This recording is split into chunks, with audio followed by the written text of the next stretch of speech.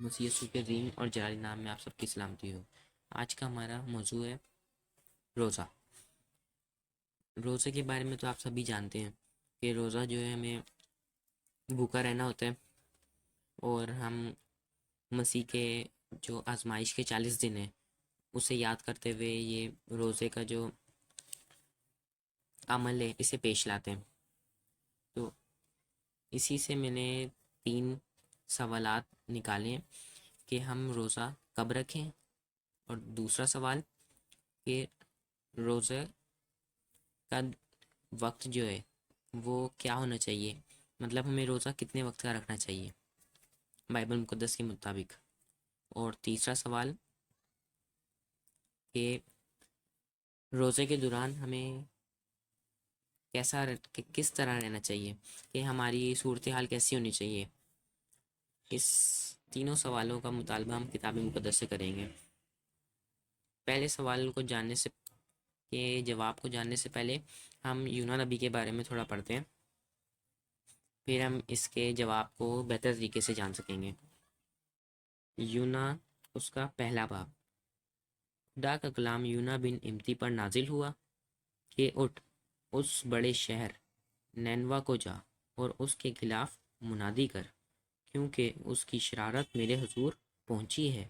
لیکن یونا خداون کے حضور سے ترسیس کو بھاگا اور یافا میں پہنچا، اور وہاں اسے ترسیس کو جانے والا جہاز ملا، اور وہ کرایہ دے کر اس میں سوار ہوا تاکہ خداون کے حضور سے ترسیس کو اہل جہاز کے ساتھ جائے۔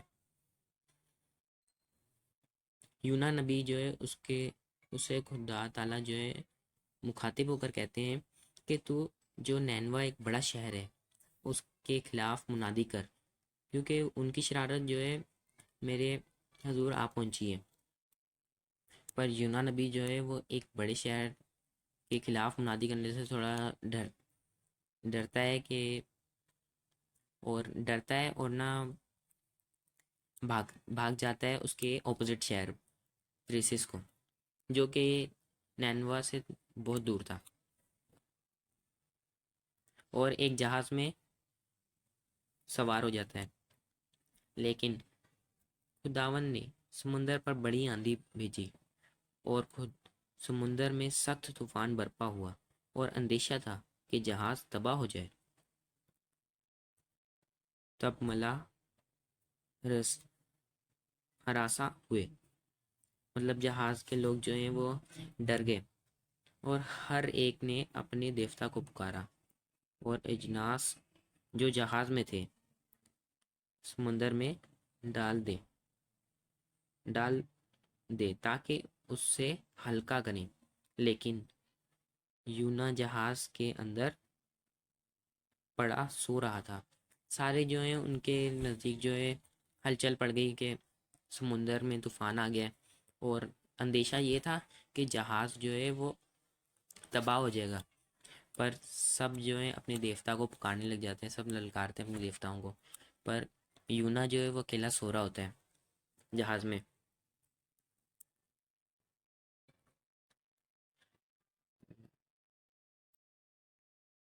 اور انہوں نے آپس میں کہا، پہلے باپ کی 7ویں ہے، اور انہوں نے آپس میں کہا، آؤ ہم کرہ ڈالیں کہ دیکھیں کہ یہ آفت ہم پر کس کے سبب سے آئی۔ چونکہ انہوں نے کرہ ڈالا اور یونا کا نام نکلا۔ ان کے کرہ ڈالنے سے یونا کا نام نکل آتا ہے، ان کو پتہ چل جاتا ہے کہ جو آفت ہے یہ یونا کی وجہ سے آئی ہے۔ تب انہوں نے اس سے کہا، تو ہم کو بتا کہ یہ آفت ہم پر کس کے سبب سے آئی ہے، تیرا کیا پیشہ ہے، اور تو کہاں سے آیا ہے، تیرا وطن کہاں ہے، اور تو کس قوم کا ہے۔ پھر وہ جو لوگ مسافر تھے، سوار تھے اس میں جہاز میں، وہ اس سے یونا سے الگ الگ طرح کے سوال پوچھنے لگے، جیسے تیرا نام کیا ہے، تیرا پیشہ کیا ہے، کہ تو کون سی قوم سے تعلق رکھتا ہے، تیرا کیا پیشہ ہے، اور اس سے بہت سے سوال کرتے ہیں۔ تب انہوں نے اس سے کہا، 8ویں آیت، تب انہوں نے اس سے کہا تو ہم کو بتا کہ یہ آفت ہم پر کس کے سبب سے آئی ہے۔ 9ویں آیت، اس نے ان سے کہا میں عبرانی ہوں اور خداون آسمان کے خدا بحر و بر کے خالق سے ڈرتا ہوں۔ تب وہ خوفزدہ ہو کر اس سے کہنے لگے تو نے یہ کیا کیا؟ کیونکہ ان کو معلوم تھا کہ وہ خداون کے حضور سے بھاگا ہے، اس لیے کہ اس نے خود ان سے کہا تھا۔ تب انہوں نے اس سے پوچھا ہم تجھ سے کیا کریں کہ سمندر ہمارے لیے ساکن ہو جائے، کیونکہ سمندر زیادہ طوفانی ہوتا جاتا تھا۔ تب اس نے ان سے کہا مجھ کو اٹھا کر سمندر میں پھینک دو۔ یونا نے خود ہی ان سے کہا کہ مجھے اٹھا کر سمندر میں پھینک دو، کیونکہ اس کی وجہ سے باقیوں کی جان کو بھی خطرہ تھا۔ بائی ڈائریکٹ 17ویں آیت میں، لیکن خداون نے ایک بڑی مچھلی مقرر کر رکھی تھی کہ یونا کو نگل جائے، اور یونا 3 دن رات مچھلی کے پیٹ میں رہا۔ دوسرا باب، پہلی آیت، تب یونا نے مچھلی کے پیٹ میں خداون اپنے خدا سے یہ دعا کی، میں نے اپنی مصیبت میں خدا سے دعا کی اور اس نے میری سنی، میں نے پاتال کی تہ سے دہائی دی تو نے میری فریاد سنی۔ موسیٰ جو ہوتا ہے پھر خدا سے دعائیں مانگنے لگ جاتا ہے، جب بندہ کسی مشکل میں پھنس جاتا ہے پھر خدا یاد آتا ہے بندے کو، تو موسیٰ کو بھی یونا کو بھی خدا یاد آ جاتا ہے، تب یونا بھی پھر خدا سے دعائیں مانگتا ہے کہ خدایا تو نہیں مجھے بچانے والا ہے، تو ہی مجھے بچا۔ تو 10ویں آیت میں، اور خدا نے مچھلی کو حکم دیا اور اس نے یونا کو خوشی پر اگل دی۔ مچھلی جو ہے پھر نینوا شہر میں یونا کو جو ہے اگل دیتی ہے خداون کے کہنے پر۔ تیسرے باب کی پہلی آیت، خدا کا کلام دوسری بار یونا پر نازل ہوا کہ اٹھ اس بڑے شہر نینوا کو جا اور وہاں اس بات کی منادی کر جس کا میں تجھے حکم دیتا ہوں۔ تب یونا خداون کے کلام کے مطابق اٹھ کر نینوا کو گیا، اور نینوا بہت بڑا شہر تھا، اس کی مسافت 3 دن کی راہ تھی۔ اور یونا شہر میں داخل ہوا اور 1 دن کی راہ چلا۔ اس نے منادی کی اور کہا 40 روز کے بعد نینوا برباد کیا جائے گا۔ تب نینوا کے باشندوں نے خدا پر ایمان لا کر روزہ کی منادی کی، اور ادنی و اعلیٰ سب نے ٹاٹ اڑا۔ اب جو ہے یونا نینوا شہر میں پہنچ جاتا ہے، اور نینوا شہر میں پہنچنے کے بعد وہاں پر وہ منادی کرتا ہے کہ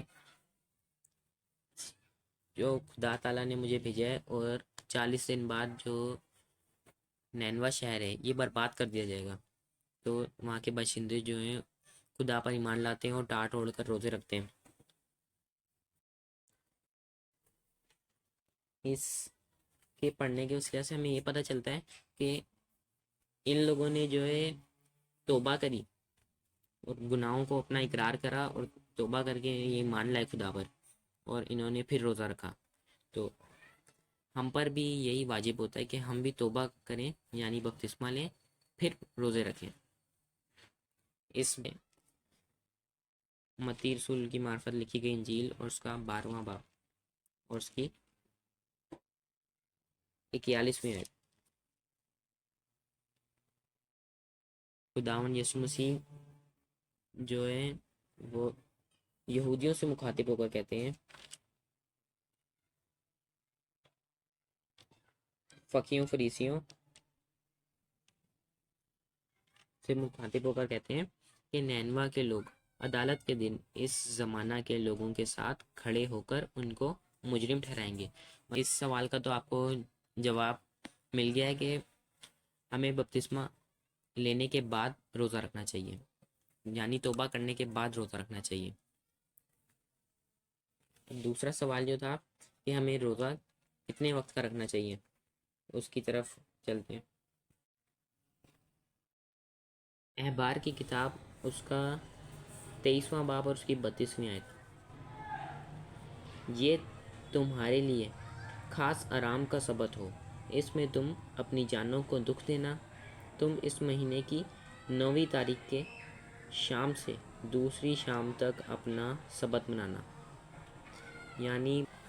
یعنی روزہ رکھنے کا وقت جو ہے ایک شام سے دوسری شام تک۔ اس میں وقت ہمیں نہیں بتایا گیا، ہمیں صرف اشارہ کیا گیا ہے وقت کی طرف کہ 24 گھنٹے کا ہمیں روزہ رکھنا چاہیے، اس لیے مسیحی جو ہیں 24 گھنٹے کا روزہ رکھتے ہیں آج بھی۔ اس دوسرے سوال کا بھی ہمیں جواب مل گیا کہ مسیحی جو ہیں وہ انہیں کتنے وقت کا روزہ رکھنا چاہیے۔ اب ہمارا جو تیسرا سوال تھا کہ ہمیں روزے کے دوران ہماری شخصیت کیسی ہونی چاہیے، اس سوال کا جواب ہم متی 6 باب کی اس کی 16ویں آیت،